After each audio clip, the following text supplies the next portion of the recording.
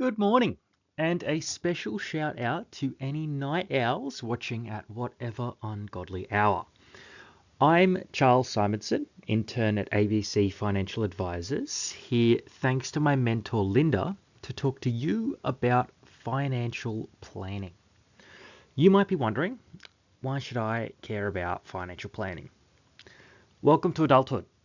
Your hangovers last 2 days, your hairline's gone on holiday, and you need to plan for your future. I know it's brutal. I'm excited to be here though, because financial planning combines my love of money and helping people hit their life goals. Today, we'll cover three main points.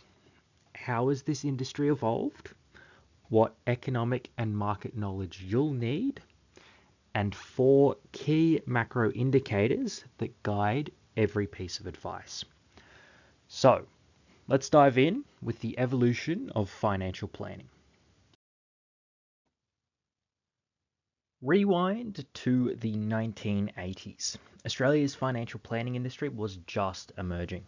Back then, the kind of advice we get now was mostly handled by accountants, solicitors, real estate agents, bank managers, even stockbrokers and insurance agents. So, what happened next? Deregulation of the Australian economy throughout the 1980s gave consumers access to increasingly complex financial products. At the same time, the introduction of capital gains tax in 1985 and the expansion of superannuation meant people needed new kinds of advice. And when there's a need, a profession forms. Some foreshadowing for you all. By the late 1990s, superannuation had exploded in size.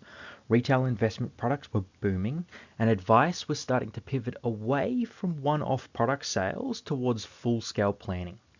One group in particular, accountants, felt the shift hard. There's even research describing how they gradually lost jurisdiction over the rising financial planning profession. Call it the spreadsheet turf wars. It was described as the boom time, and with all that growth came the next logical step: regulation. That's where we're heading next.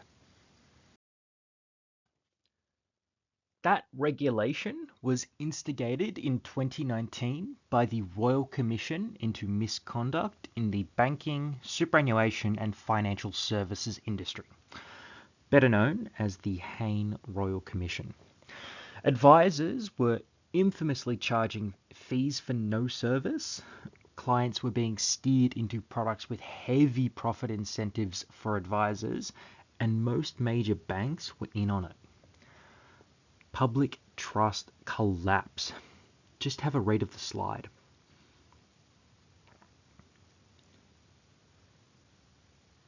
The response was reforms. The best interest duty became enforceable by law. Planners had to pass the FASEA exam, and a new code of ethics was introduced. And here's the thing, this is the world you're entering. The training and standards being taught right now are designed so that when you step into this role, your clients can trust you. So let's see what knowledge you'll need to back that up.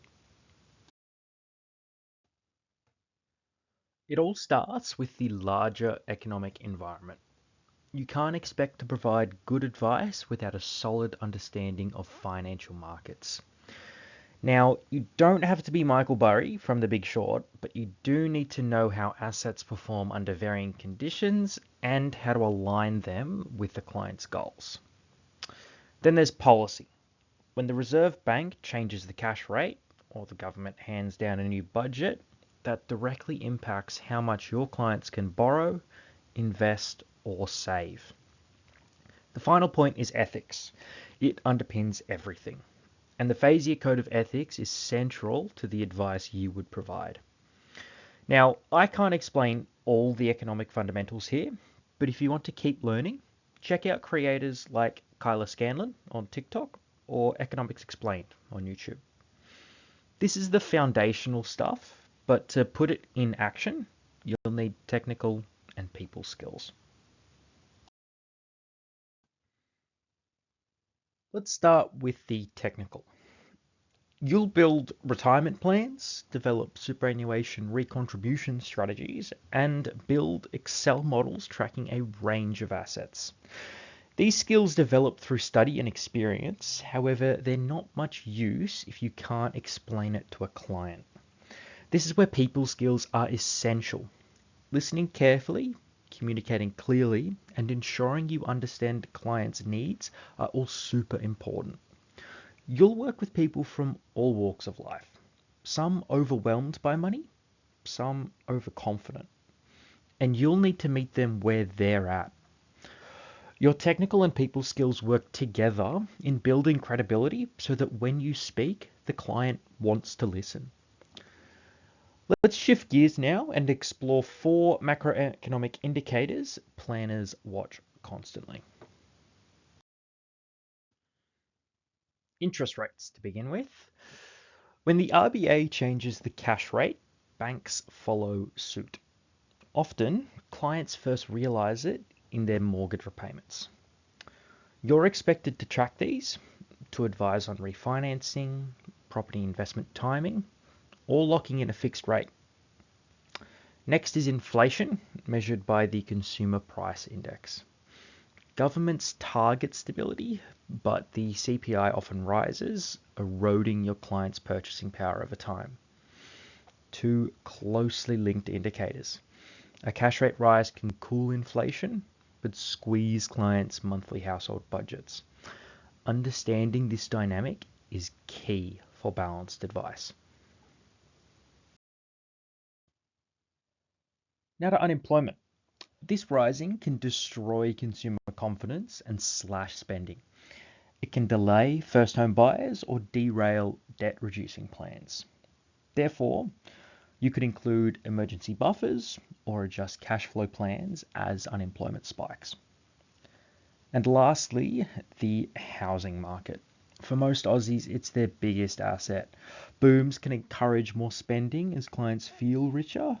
Busts can cause it to be a money pit, trapping equity and require shifts in strategy like downsizing or even reverse mortgages. Financial planning evolves with the economy, like I've shown. I really hope this sparks your curiosity, and I'm excited to see how you can all take this further in your careers.